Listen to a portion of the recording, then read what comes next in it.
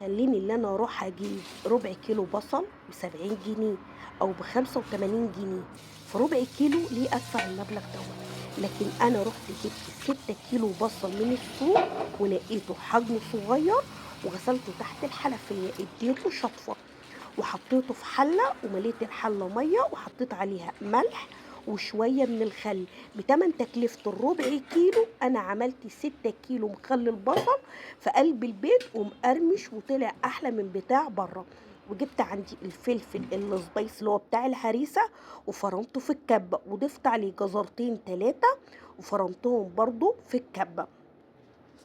لو أنتِ حابة تفرميهم في الخلاط ما فيش مشكلة، بس أنتِ هتضطري هنا تبشري الجزر عشان خاطر الخلاط ما يبُص معاكِ، وضفت له الخل وضفت له الملح، وكان عندي مَيّة كنت غالياها وسِبتها لحد ما بردت خالص،